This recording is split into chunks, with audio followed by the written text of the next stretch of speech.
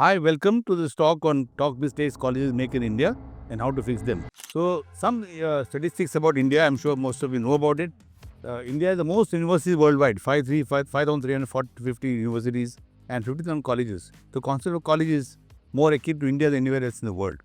And we are, Indonesia is second and US is far third. So, what is it that we seem to be doing wrong? So, let's look at a few mistakes as I identified them. The first mistake, according to me, is you're mistaking compliance for quality.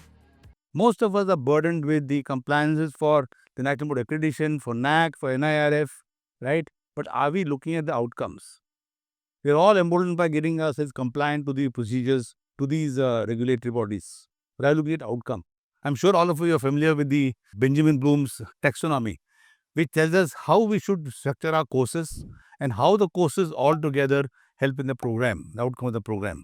And one and two major outcomes are for research and for industry. Most students join for education to get employment in industry. So are our courses aligned for industry requirement? Are they there? Do we have any concept of KPI for students? Do you have a concept of research culture in your own entire enterprise? Is there education culture in the campus? So all these things get moved in by looking at outcome-based part of the education. Number two is running irrelevant programs. I think this may shock many of us, right? Are these programs required by industry? Are these programs required for research stream? Right, like BA Arts, your BBA, your BCom, right? Are these useful? Are they relevant? Are required by industry? By adding some additional part to it does not make the industry ready. So are the program relevant? And more importantly is, does one review the curriculum regularly? I for one have observed in my 30-40 years of dedicated with the colleges that we hardly touch the syllabus more than 5-10 years. We should do it very continuously. Our change happening regularly. Look at the intervention of AI over the last 4 years, right? How it has changed our whole environment. So do we make those curriculum changes regularly? So this again is something important for us to do. Then it comes very important aspect is the industry engagement. Are we engaging industry into our curriculum building, into our program structuring, into our developing the entire the timetables? Are we engaging students? Are we engaging industry? And are we sending students to industry prior to their getting employment? Right? Do we have constant internship? The government of India has recently introduced, thanks to our Prime Minister Narendra Modi, introduced the 120-hour internship in UG programs. How many of us have tied industry? How many sat with industry and set up this internship program for them? So internship gives the student a flavor of how the industry works. Our students are in an environment of enjoying, but when they go to industry, they need to enjoy, but you deliver also. So how do you understand it? Right? How do you do it? Even for placements, right? Do we have a corporate relation cell? The cell which looks at not placement but connecting with corporates and doing collaborative work with them. Corporates, industry also requires faculty. Industry also requires research to be done. There's so many things we can do collectively. So industry engagement has to be at a little larger, longer pace. I'm sure now all of us will agree that we need to do something on branding and digital presence, right?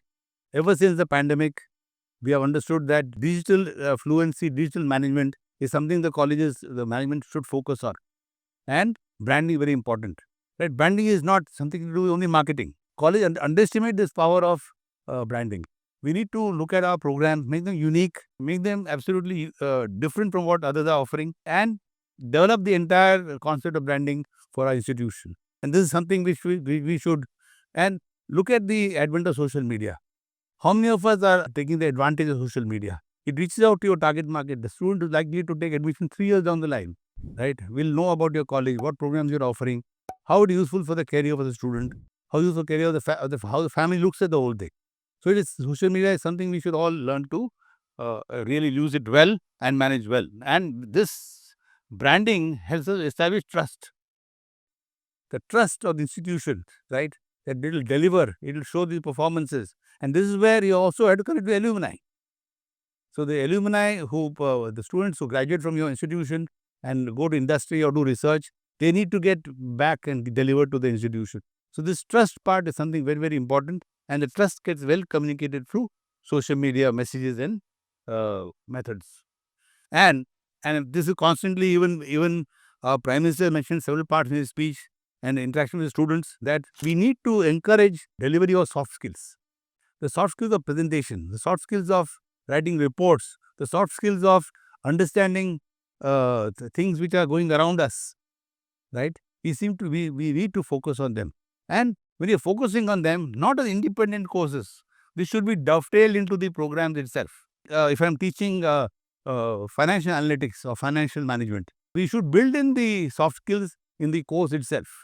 The presentations, the interactions, right, and the analysis to be done, all those parts need to be built into the student itself. How to carry the personality. I do remember a number of our B schools, for presentation, students come up in formal dress.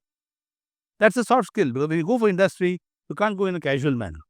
You need to go in a formal dress. So these are certain personality building, etiquettes of eating, how to have food, how to manage that.